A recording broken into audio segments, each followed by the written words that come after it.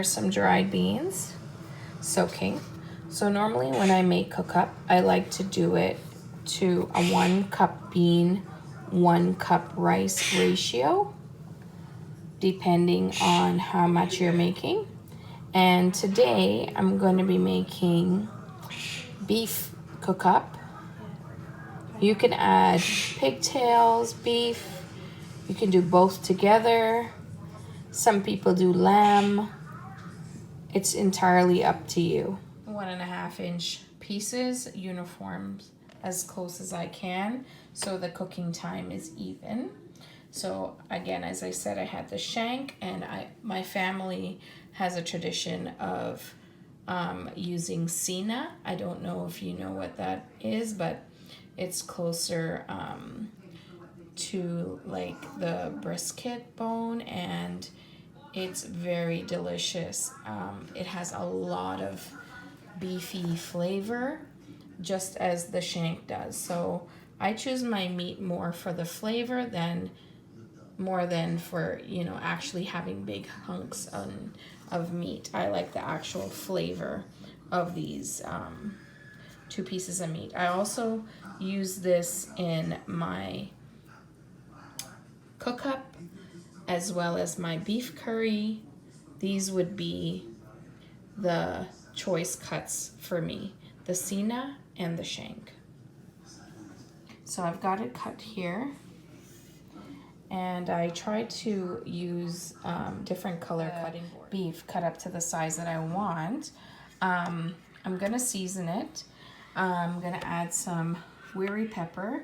You can add whichever pepper you like, but this would be what Guyanese use because it has an immense flavor and aroma. Some people will add their seasoning, so you would get your thyme, your garlic, your pepper, your married man, and blend it up and make green seasoning along with some green onion, and then you keep that in the fridge and you add it to your dishes. So completely up to you, but I will be adding the dried seasoning, the married man that I have growing outside. I usually pick it and dry it, keep it. It'll last for up to 6 months. I'm going to be adding some pepper and some of my blend seasoning that I received from Philadelphia, from our wonderful family there. Thanks to them, Savvy and Sheriff. I'm going to be adding some of that to it. Now, I'm not going to get in a big, argument about washing beef and washing. I mean, when you eat at a steakhouse or any restaurant, I guarantee you they're not washing the beef. But if you feel like you need to wash it, go ahead and wash it. It's not going to kill you. In the Caribbean, we wash the meat merely because it's hanging. There's no refrigeration. They kill the meat. It goes to the butcher. The butcher cuts it up and sells it to these meat vendors in the market that hang the meat. And, flies go on it, larvae. I'm not going to even get into the grossness of it.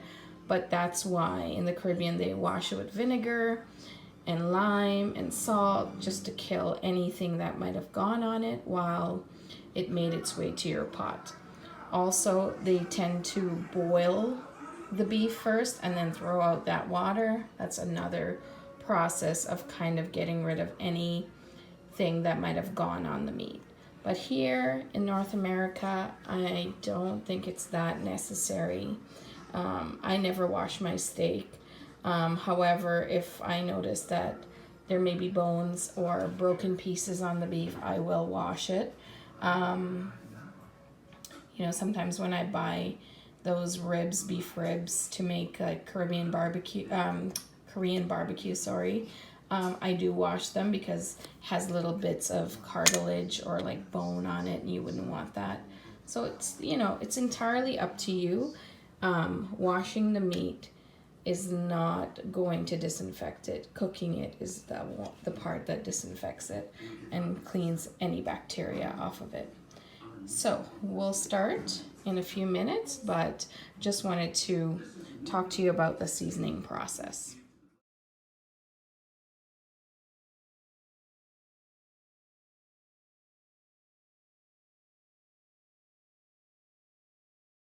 So here we have the 3 pounds of beef already seasoned.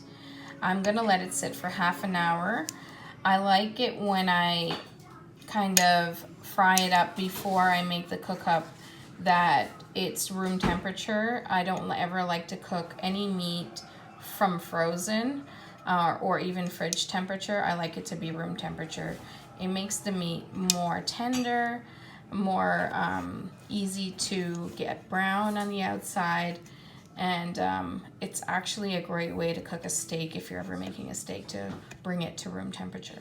So we have the 3 pounds, we have the beans soaking, and at this point I will start to cut up the green seasonings that I need to put into the cook-up.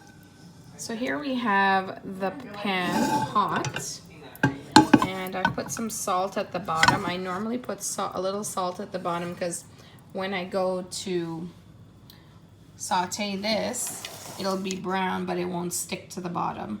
If you're ever frying fish or anything like that, a little sprinkle of salt in the pan will help it not to stick. Okay, so I'm gonna add this to the pan. It's hot. Hear that sizzle? I just want it to get a nice brown. And then once it gets brown, then I'll add my beans. And then this is a pressure pot. And I'm going to cover it. And once it starts whistling, I will give it 20 minutes.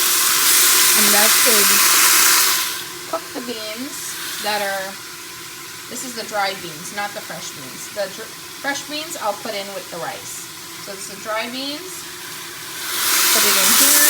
Once the pot whistles, 20 minutes. And then we will add it to our rice mixture. So here we go. Just gonna let it get a little brown, then I'll turn it. Make sure to get all that seasoning simmering. I've added the beans, and now I'm gonna cover it with hot water, 1 inch above the line. Actually, correction, that's 1 inch for rice. I'm gonna cover it 2 inches above the line. So, see, some of it's not covered yet. I'm gonna cover that. That's 1, and that's 2. So we're 2 inches above the line. I'm gonna cover it, leave it on medium, and once it whistles, we're gonna leave it for 20 minutes, and we should be ready. Now we can prepare our rice.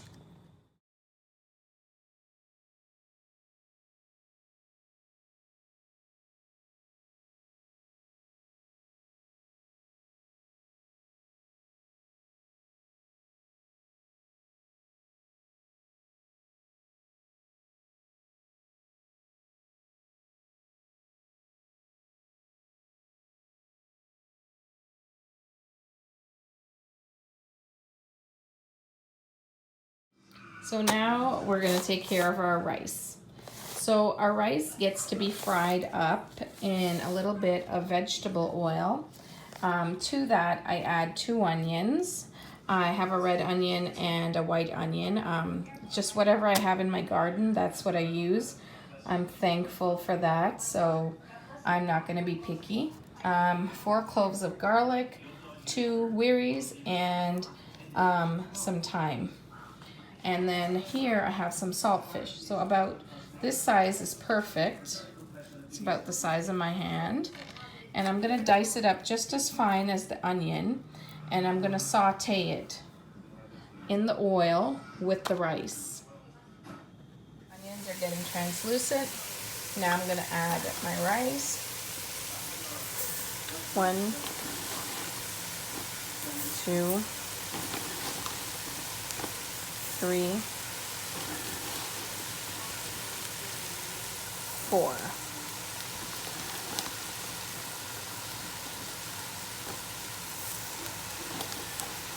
And now we're gonna stir it. So we have our rice. Sauteing here. I always run into a problem where I don't pick a big enough pot. It's the story of my life. Because we're always cooking for so much people here. But I'm just gonna let this toast up the rice a little, like maybe for another 2 minutes. And then I'm gonna shut it off till our mixture in the pressure pot is ready. And we're gonna add this to here. Then we're gonna add our coconut milk and our tomatoes and fresh green onion. And then let that simmer down and we'll be eating in no time. Here we have this gorgeous liquid that the beef and the beans have been cooked in. I'm gonna add the liquid, the beans, the beef. You can see the beans are cooked. If you had gotten to this point and the beans weren't soft and the beef wasn't cooked, then it's perfectly normal to put it back on. But you have to wait until it starts whistling again and give it another 5 to 10 minutes, okay? But this is perfect. I've never had a problem with this method, waiting for it to whistle and then giving it 20 minutes. So we've switched to pots, ha ha ha. Always choosing the small pot no matter what.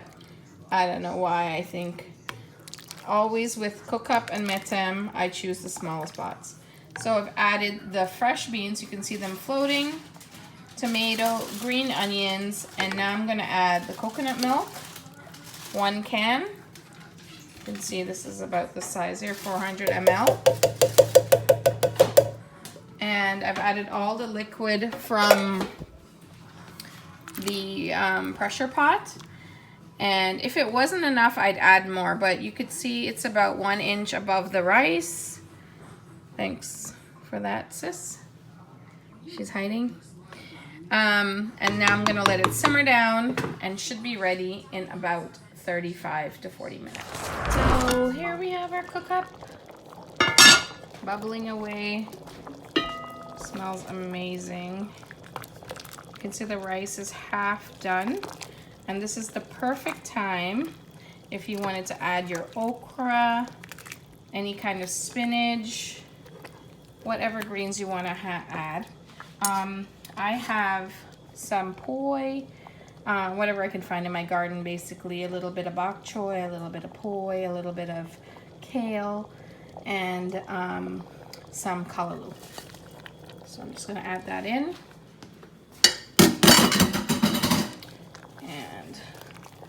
Stir it in and then cover it back. So it's been cooking for about 20 minutes and probably going to be ready in about another 15 minutes more, just to let that dry down. If you find that you've added too much water, you can leave the pot open for a bit and let it dry down by itself, or if you have just the right amount, just cover it and then leave it closed for 15 to 20 minutes. Cook up is like a little watery when it's done, so don't worry if you see a little water on the top. It dries down after it cools. So I like my cook up a little bit mushy, but not too tight. I like it a little bit more loose. Now our cook up is done. You can see a little bit of liquid on the side. That's fine. Just cover it down and leave it, and it will suck up all of that liquid. You almost need to leave that liquid. If you really want it loose, you can let it go for another 2 to 3 minutes, but at this point it would start to catch on the bottom and burn. So just be careful. To the end of the cook up, I've tasted it. I've added a bit more salt and some black pepper.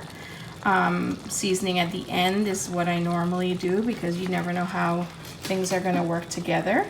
I also would like to tell you that to this we would serve on the side with some achar. Some people like tamarind, some people like mango. Nice cucumber and tomato salad is delicious with this. Either way, however you like it, just enjoy it. You spent all this time making it. It's for you to enjoy. Just look at the size of the pot that I ended up with. So this will probably feed, if I had people over, it'll probably feed about 15 people. So if you know that you're only cooking for 2, then you'd have to cut my recipe in half and then maybe in half again. But great thing about Cook Up is it freezes well. So you can, what I'm definitely gonna do is pop this in half, freeze half, so that I can have it in a week or 2, and it tastes just as delicious.